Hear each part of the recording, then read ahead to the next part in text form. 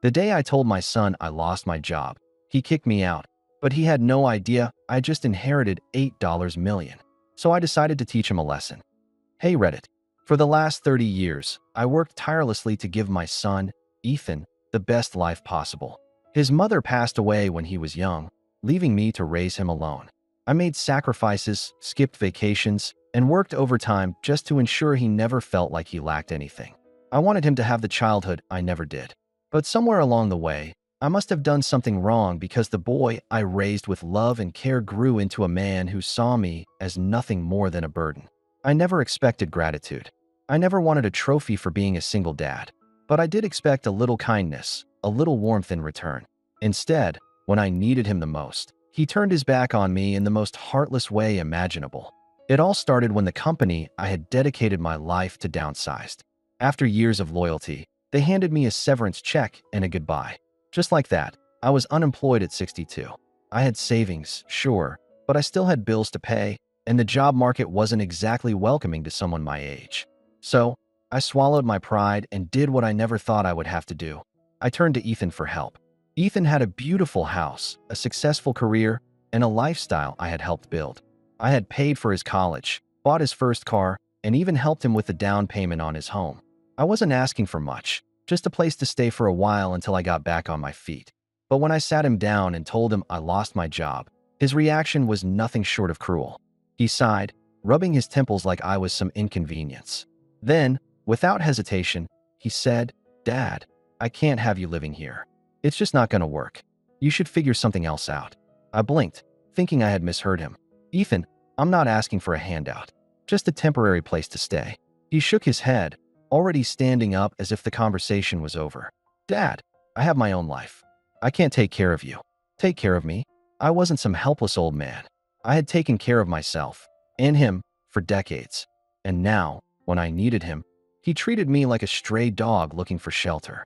That night, I packed my things, feeling like a fool for believing my son would be different from the people who had abandoned me before. But what Ethan didn't know, what he didn't even think to ask, was that earlier that week, I had received a letter that changed everything. My uncle, a man I barely knew but who had always admired my hard work and dedication, had left me his entire estate. $8 million. Just like that, I had gone from unemployed and struggling to a millionaire overnight. But Ethan never cared to ask how I was doing beyond my job loss. He didn't bother to check if I had a backup plan. He just saw me as a burden and tossed me aside. So, I decided to teach him a lesson. Instead of revealing my newfound fortune, I left quietly. I rented a modest apartment, dressed in the same worn-out clothes, and made sure Ethan believed I was struggling. Meanwhile, I started making plans, big plans. Plans that would show my son what true wealth and true character looked like. Then, something happened that I didn't expect. Just a month after kicking me out, Ethan called me, not to check on me, but because he needed help. He had made some bad investments, lost a significant amount of money, and now, he was on the verge of losing the very house he had refused to let me stay in. The irony was almost too much to handle. But I played along. I let him think I was still the struggling, helpless father he had cast aside. I told him I would see what I could do, knowing full well what my next move would be.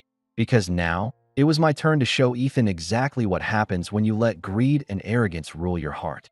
And I had $8 million to do it.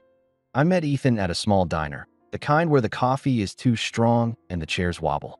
He looked nothing like the confident, well-off man who had kicked me out just a month ago. His expensive suit was replaced by a wrinkled shirt. His eyes had deep bags under them, and there was a nervous twitch in his fingers as he stirred his untouched cup of coffee. "Dad," he started, voice softer than before. I know things have been rough between us, but I need your help." I wouldn't be asking if it wasn't serious. I leaned back, pretending to be nothing more than a struggling old man. "You need my help?" I repeated, raising an eyebrow. "Didn't you say you couldn't take care of me?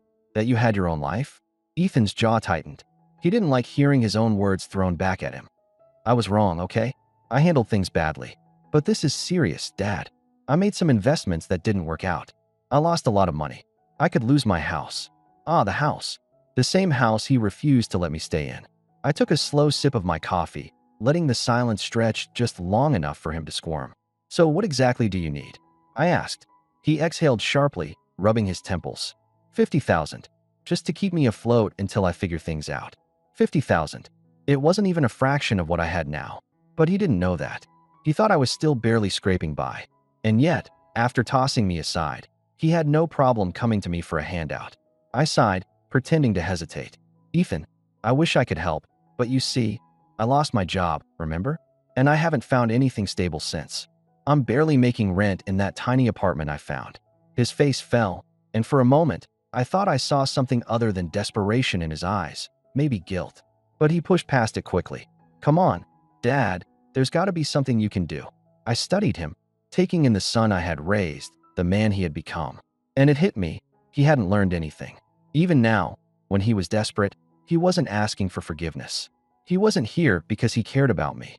He was here because he saw me as a last resort, a piggy bank he had forgotten about. I leaned forward, my voice calm but firm. Ethan, do you remember when I asked you for help? When I had nowhere else to go? He flinched. Dad, and you turned me away without a second thought. You made it clear that I wasn't your responsibility. And now, you want me to bail you out? I shook my head. I'm sorry, son, but I can't do that. Ethan's face twisted in frustration. Are you serious? You're really going to hold a grudge over that? I laughed, but there was no humor in it. A grudge? No, Ethan, this isn't a grudge. This is a lesson. Life has a funny way of teaching them, don't you think? He stood up so fast the chair scraped against the floor. Fine, whatever. I don't need your help anyway. He threw some cash on the table for his untouched coffee and stormed out. I watched him go, a strange sense of peace settling over me. Maybe, just maybe, this was what he needed to finally understand the value of family, of kindness. Maybe he'd realize that money comes and goes, but the way you treat people, that lasts forever. I paid for my coffee and walked out into the crisp evening air, feeling lighter than I had in years. Ethan would either learn from this, or he wouldn't. But one thing was certain, he would never see me as a burden again. And as for my $8 million, well, let's just say I had plans to spend it on people who truly deserved it.